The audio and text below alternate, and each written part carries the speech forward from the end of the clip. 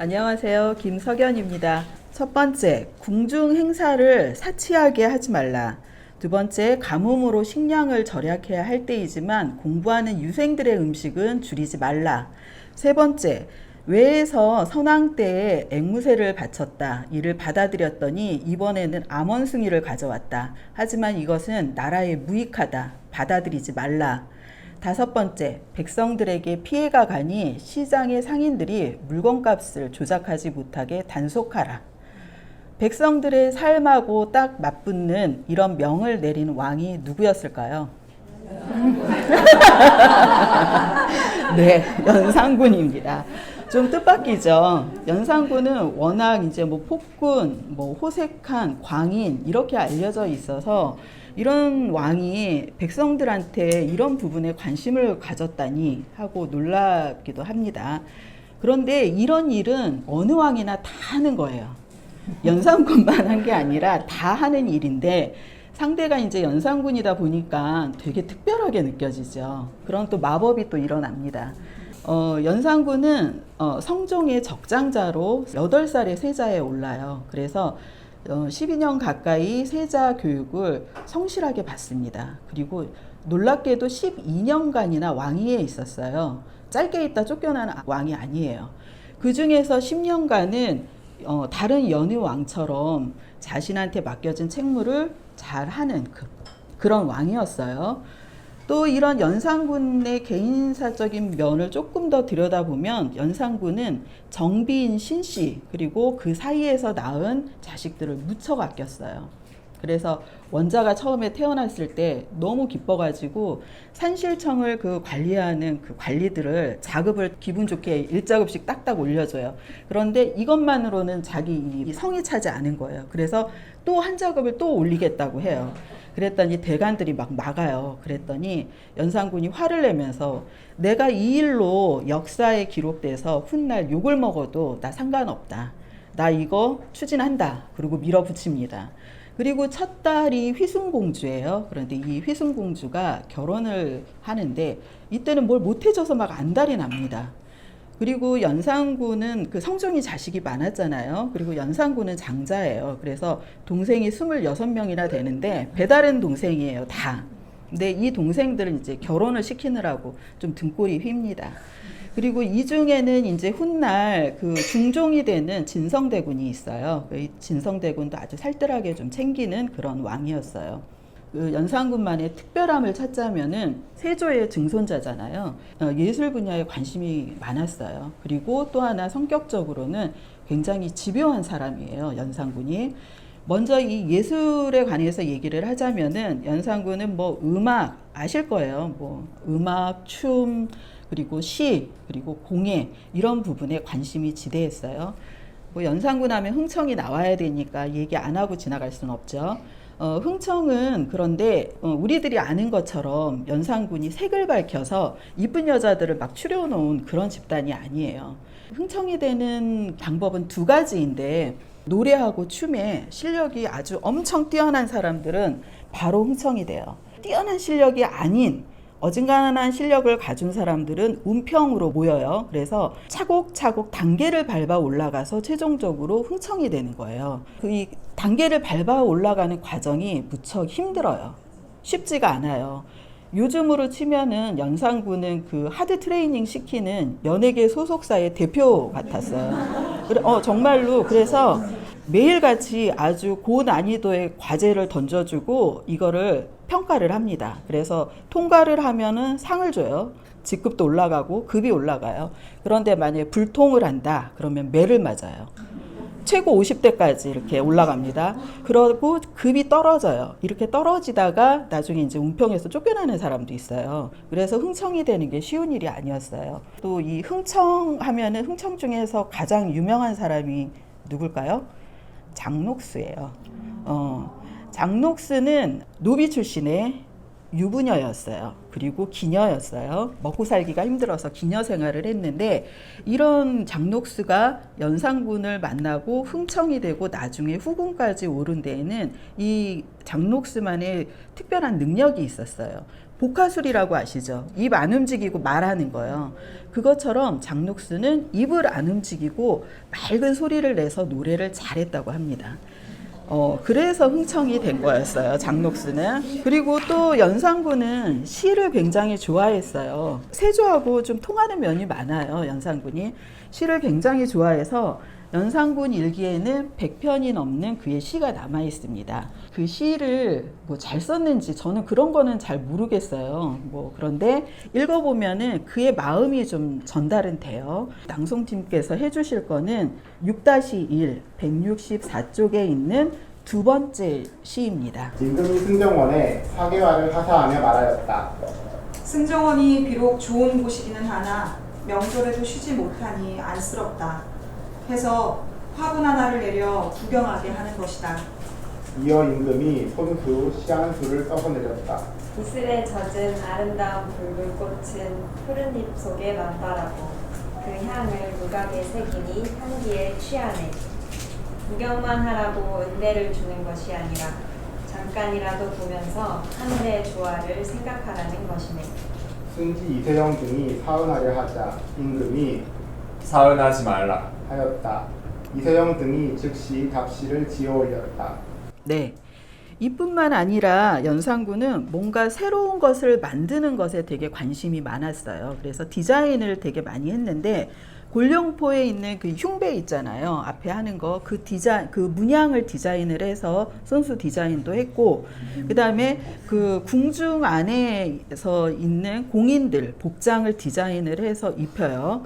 그리고 명나라에 사신이 가는데 그 사신편에 그 직물 염색하는 기술자들을 딸려보내요. 그래서 조선에서는 만들어내지 못하는 색깔들, 이 색을 가서 이제 배우고 익혀가지고 샘플을 만들어 갖고 오라고 명을 내립니다.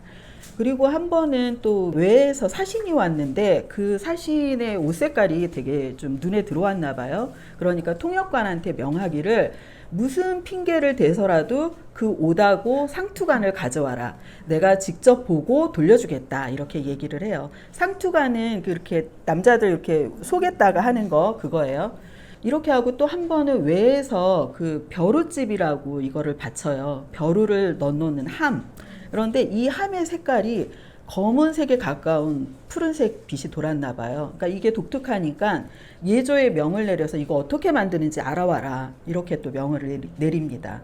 그리고 또 뭐 잔치, 궁중 잔치에 쓰는 상을 기퉁에 들어가는 문양을 도안을 떠요. 그래서 이대로 만들게 하고 이 상을 오래도록 보관하려면 어떻게 해야 되는지까지 그 세세하게 지시를 또 내립니다. 이렇게 예술가적인 기질이 풍부한 연산군이었으니까 왕이 아니라 대군으로 그냥 살았다면 자기가 하고 싶은 거 좀 자유롭게 하면서 잘 살지 않았을까라는 생각을 또 하게 되더라고요. 여기까지는 좀 좋은 얘기인 거고 이렇게 10년 가까이 잘 살았어요, 연산군은. 그런데 10년째 접어들면서 연산군이 확 변합니다. 변하는 그 밑바탕에는 두 가지 사건이 있었어요. 하나는 뭐냐면은 생모인 폐비 윤씨의 추존 문제였어요. 연산군은 성종의 적장자로 왕이 됐어요. 그렇지만 한편에서는 그 꼬리표가 있어요. 죄인의 아들이잖아요. 왜냐하면 엄마가 폐서인되고 사약을 받고 죽었으니까. 왕이 됐으니까 이 꼬리표를 떼고 싶었겠죠. 누구나 다 그럴 거예요. 그래서 즉위하자마자 폐비 추존을 하려고 합니다. 그런데 대관들이 완강하게 막는 거예요. 그러면서 선왕의 유지를 지키셔야 한다. 그래서 연산군은 이때 해골이 드러날 정도로 훼손되고 방치되어 있는 엄마의 묘를 이장을 해요. 그리고 사당을 짓는 선에서 만족해야 했습니다. 그리고 두 번째 사건이 뭐냐면은 김종직의 조의제문으로 그 유명한 무오사화예요. 조의제문은 김종직이 자다가 꿈을 꾸고 깨서 지은 제문 형식의 글이에요. 그 꿈에 누가 나타났느냐? 중국 초나라 회왕이 나타난 거예요. 이 회왕이 누구냐면 자신의 부하인 항우 손에 죽임을 당하고 나라를 빼앗긴 어린 왕이에요. 그런데 이 제문을 갖다가 김종직의 제자인 김일손이 사초에 실어요. 그리고 여기에 의미를 부여를 합니다. 뭐냐면은 이 회왕과 그 황후를 단종과 세조에 빗댄 거예요. 이런 이제 일이 있었고 또 이 사초에는 이것만이 아니라 한간에 떠도는 소문을 또 실어놨어요. 그게 뭐냐면은 세조가 자신의 아들인 덕종, 이 덕종은 추존왕인데 성종의 친부예요. 그러니까 성종은 예종의 뒤를 이어서 왕이 됐잖아요. 예종은 작은아버지인데 작은아버지의 아들이에요. 지금은 작은아버지의 아들로 입적이 돼서 왕이 된 거예요. 그래서 이 친부가 덕종인데 이 덕종이 살아생전에 이제 첩이 있었잖아요. 그래서 왕으로 추존되니까 후궁이 됐는데 이 두 후궁을 탐하려고 했다라는 소문. 그리고 하나는 세조가 그 단종의 엄마인 현덕왕후 권씨의 묘를 파헤쳐서 관을 바닷가에 막 버렸다. 뭐 이런 소문. 그리고 하나는 세조가 단종을 죽이고 시신을 방치했다라는 소문이 있었어요. 이거를 사초에 실은 거예요. 그러니 이거는 뭐 막장 드라마 같은 소문이잖아요. 사실 확인도 안 된 그런 소문인데 이 연산군은 세조의 증손자예요. 연산군이 모르면 또 몰랐을까? 알게 된 이상 이거를 그냥 지나갈 수는 없는 일이죠. 그래서 결과 이미 죽은 김종직은 부관 참시, 그리고 사초를 쓴 김일성과 5명은 능지를 당해요. 그리고 사초는 불태워집니다. 이 일을 통해서 연산군은 신하들을 달리 봐요. 주시를 하죠. 신하들이 세조 앞에서는 머리를 조아리고 있었는데 뒤로는 이런 글을 쓰는구나. 왕으로서 정당성에 흠집이 생기면은 이런 대우를 받는구나. 위기의식도 느꼈겠죠. 그래서 그런지 어머니의 추존에 더 매달립니다. 왜냐면은 이 어머니만 추존되면 자신은 완벽한 조건을 갖춘 왕인 거예요. 그렇기 때문에 더 매달리는데 즉위 10년 차에 들어갈 때 또다시 추존을 하려고 해요. 그랬는데 대관들은 변하지 않았어요. 이번에도 아주 완강하게 반대를 하고 선왕의 유지를 지키라고 합니다. 입장 바꿔서 연산군으로서는 굉장히 섭섭하지 않았을까요? 저는 그 입장에선 좀 섭섭했을 것 같아요. 뭐 추존을 한다고 해서 폐비가 살아올 것도 아니고, 그리고 지금 왕은 자신이잖아요. 그런데 자신의 입장은 고려해주지 않는 듯한 느낌도 받았을 거고, 그래서 이 신하들이 과연 누구의 신하들일까라는 고민도 좀 했을 것 같아요. 여하튼 간에 반대가 너무 심해서 이번에도 추존 문제는 흐지부지 지진부진합니다. 그런 차에 궁중에서 잔치가 열려요. 근데 잔치에 이제 신하들이 다 이제 참석을 했는데 예조판서 이세자는 예전에 그 폐비 윤 씨한테 사약을 갖다가 배달을 한 사람이에요. 그런데 이세자가 연산군이 내린 하사주를 마시는데 이 하사주를 마시다가 이렇게 질질 흘려요. 근데 그 흐른 술이 임금의 옷을 적신 거예요. 이런 일이 있었어요. 근데 그 문제는 그 다음 날이었어요. 그 자리에 많은 신하들이 있었는데 어느 한 사람 이 일을 거론하는 사람이 없다는 거예요. 그래서 연산군이 스스로 말을 꺼냅니다. 그랬더니 대신도 대간도 다 이세자의 편을 들어서 변호를 해줘요. 이세자가 술이 약합니다. 이세자는 그걸 기억도 못합니다. 이세자가 술에 취해서 몰라서 그랬을 겁니다. 이렇게 이세자의 편을 드는 거예요. 그러니까 임금의 일이라면은 대간들이 사사건건 다 반기를 들고 가르치려 들고 했는데 이제 연산군 입장에서 보면은 그랬을 것 같아요. 그런데 이 이세자 집안이 짱짱한 이세자 일이 딱 터지니까 다들 이런 방구 말을 안 하다가 자기가 얘기를 꺼내서야 이거를 이제 편을 들어서 얘기를 한 거잖아요. 또 섭섭한 생각이 드는 거죠. 그런데 이거 별일 아니다라고 생각할 수도 있는데 무례는 맞아요. 무례가 맞고 그 전에도 왕들하고 신하들이 술자리를 했다가 실수를 범하는 케이스들이 있었어요. 그때마다 대간들이 앞장을 서가지고 엄벌에 처해야 한다고 강력하게 요청을 합니다. 그런데 이때의 대간들은 그러지 않았던 거예요. 그러니까 연산군이 또 한 번 이 대간들이 도대체 임금인 나보다도 이세자의 이 집안을 더 두려워하는 거 아닌가? 이렇게 또 생각을 하고 이거 너무 큰 문제다라고 생각을 하는 거예요. 이렇게 해서 이세자가 이제 4개월간의 유배령에 처해져요. 그렇게 갔다가 다시 이제 돌아왔는데 돌아온 시점에 어떤 일이 있었냐면은 간택령이 이제 내려온 상황이었어요. 이 간택령이 내려왔을 때 홍기달이 그런데 연산군에게 상소문을 올려요. 뭐였냐면은 자신의 딸은 지금 몸이 아파서 입거를 하라고 해도 들어갈 수 없습니다라고 상소를 해요. 그러니까는 연산군이 이거를 쭉 읽어봤는데 한 구절을 딱 보고 요즘에 되게 유행하는 말이잖아요. 경로를 합니다. 뭐냐면은 홍기달이 이렇게 쓴 거예요. 임금께서 당장 입궐하라고 명하셔도 신은 입궐시킬 수 없습니다. 이렇게 쓴 거예요. 상소문 중에 한 기절이에요. 그러니까 이거는 임금의 명에 따르지 않겠다라고 얘기한 거잖아요. 그러니까 연산군이 내가 언제 지금 당장 입궐하라고 했느냐, 어떻게 이렇게 도리에 맞지 않는 말을 하느냐 라면서 화를 내고 이때 이제 정리를 해야 되겠다라는 결심을 한 거예요. 그리고 앞서 말씀드렸던 폐비권을 꺼내들고 아버지의 후궁 2명과 100명 이상의 신하들을 죽이고 또 100명이 넘는 사람들을 유배를 보내게 됩니다. 그러자 조정에서는 공포 분위기가 쫙 형성이 되고 신하들은 바짝 얼어붙어요. 이때 연산군이 추종권을 또 딱 꺼내들어요. 그랬더니 지난 10년간 연산군이 얘기할 때마다 추존을 하면은 무슨 하늘이 두 쪽이 날 것처럼 반대를 했던 대간들이 입을 꼭 다뭅니다.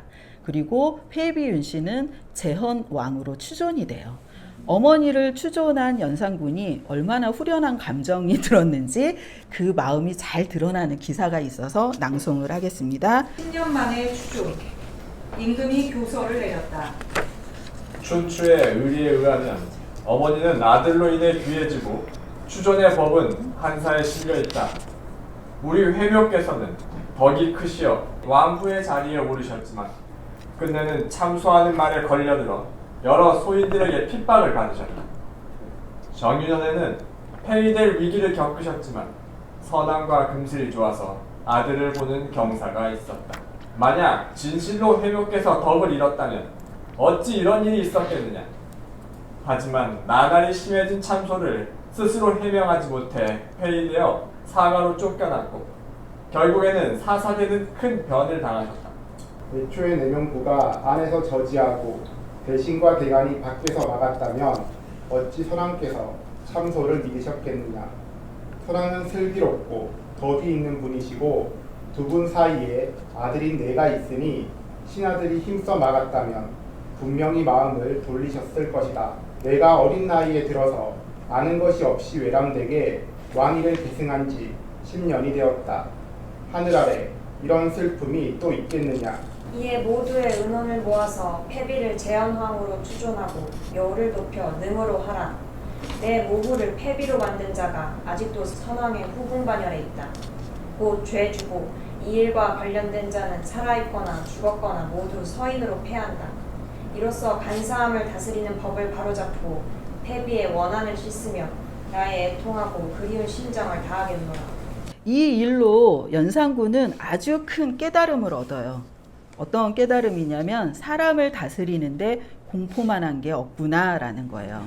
그래서 지난 과거를 되짚어서 자신한테 반기를 들었던 사건들을 하나하나 끄집어냅니다. 앞서서 제가 연산군이 좀 집요한 성격이라 그랬잖아요. 이 집요함이 가장 잘 드러나는 대목이 이 능상제의 원흉으로 지목된 이세자의 죽음이에요. 얼마나 집요한지 낭송으로 한번 만나보세요. 임금이 물었다. 이세자가 무슨 옷을 입었더냐? 저고리인 한삼과 과두, 남색에 찢어진 천릭에 흰 베옷을 입었고 가늘고 검은 띠를 착용했으며 초립을 쓰고 팥은 가죽신을 신었습니다. 목을 맬 때는 흰옷과 한삼을 풀고 닭과 띠를 끌고 죽었습니다. 임금이 또 물었다. 이세자가 죽을 때 안색이 어떻더냐? 안색은 변하지 않아서 평상시와 같았습니다. 임금이 승정원에 물었다. 이세자가 죽을 때 울지 않고 안색이 전과 같았다고 한다. 이는 죽으면서도 그 기세를 꺾지 않은 것이다. 옛날에도 이런 자가 있었을 텐데 어질다고 보았느냐. 승지 박열과 권균이 아래였다. 사람마다 기운과 도량이 달라서 죽을 때 놀라는 자도 있고 조용히 죽는 자도 있습니다. 절개와 의로움을 지키는 것이라면 이렇게 죽는 게 맞지만 이세자는 이렇게 기세를 꺾지 않고 죽어선 안 됩니다. 연산군은 아주 집요하게 꼬치꼬치 캐물은 다음에 결국에는 승지, 신하의 입에서 이세자가 기세를 꺾지 않고 죽은 것은 잘못이라는 말을 끄집어냅니다. 그리고 한 달 후에는 죽은 시신의 목과 사지를 베라고 명을 합니다. 이것으로도 이제 양이 안 차서 7개월 후에는 이세자 포함 4명의 시신을 파내요. 파내서 해골을 분쇄해요. 뼈를 분쇄를 해서 가루를 바람에 날려요. 이렇게 해서 형적을 아예 없애버리는 겁니다. 완전히 그냥 끝장을 보자는 거죠. 연산군이 얼마나 집요하지 잘 보여주는 그런 장면이죠. 이렇게 신하를 제압하는데 공포만 한 게 없구나, 이렇게 쉬운 방법이 있었구나 깨달은 연산군은 이후에는 모든 문제를 다 능상으로 다 처리합니다. 이렇게 해서 모든 신하들이 이제는 연산군의 말에 다 지당하십니다 라는 말만 해요. 그리고 연산군은 그런 신하들을 보면서 내가 드디어 태평성대를 잃었구나 라고 자화자찬합니다. 당시 연산군이 세상을 어떻게 바라봤는지 그 시각이 잘 드러나는 기사가 있어요. 임금님이 전교하였다. 백성이 사는 땅은 임금의 땅이 아닌 곳이 없기에 사사로이 할 수 없고 그 취사 여탈권은 당연히 왕에게 있다. 지금 동서로 금지 편마를 세운 것은 풍속 개혁을 위한 금령을 시행하고 궁궐 가까이에서 군사훈련과 사냥을 하기 위해서다. 그런데 그 안에 땅과 집을 가진 백성 중에는 원망하는 자가 있고 최근에는 임금을 비방하는 투석본도 있었다. 이는 실로 위를 능멸하는 것이다. 법에 능상한 죄는 곤작 100대에서 극형으로도 다스릴 수 있다. 세상을 어지럽히는 말은 정도의 차이가 있어서 아주 해로운 것과 그다지 해롭지 않은 것이 있다. 위를 원망하는 말은 세상을 어지럽히는 말과 같기에 정도의 차이는 있겠으나 같은 죄인 것이다. 옛날에는 삼족을 멸하는 법이 있었다. 이 법을 쓴다면 형제나 숙질이 서로 경계해서 형이 선하지 않으면 아우가 꾸짖고 아저씨가 선하지 않으면 조카가 경계해서 풍속이 다르게 설 수 있었다. 이런 뜻으로 글을 지어 백성을 타이르라. 이렇듯 갑자사화 후에 2년 동안 연산군은 누구보다도 강한 권력을 스스로 쟁취한 왕이었어요. 이런 연산군이 다음 행보를 할 때 선택의 여지는 무지 많았어요. 그런데 연산군은 이미 공포로 세상을 다스리는데 너무 중독이 된 상태였기 때문에 가장 쉬운 그리고 최악의 방법을 선택을 한 겁니다. 그래서 정치가 이제 공포 정치로 극으로 치닫게 되죠. 연산군도 이런 자신의 상태를 모르진 않았어요. 하지만 이제는 멈추기에는 너무 많이 와버린 상태였던 거죠. 그래서 결국에는 자신의 바로 밑에 있었던 신하들에 의해서 왕위에서 쫓겨나고 연산군 시대는 막이 내립니다. 당시 그 사람들이 연산군을 어떻게 평가했는지 다 함께 낭송을 할 건데요. 긴 기사의 맨 위만 짤막한 부분만 다 같이 할 거예요. 임금을 버리고 쫓아내는 신하들. 임금은 스스로 자신의 소행이 도리를 잃었음을 알고 내심 부끄러워하였다. 그래서 사람의 도리를 혼란시켜서 자신과 같게 만들려고 했다. 사대부의 상례를 단축하고 효행이 있는 사람을 죽였다. 또한 형제를 죽이고 그의 첩을 다른 종친에게 주어 서로 범하게 해서 삼강이 끊어지고 인륜이 사라지게 했다. 해서 모든 신하가 배반하였고 친척들이 돌아섰다. 네, 이렇게 낭송 연산군 얘기는 마치겠습니다.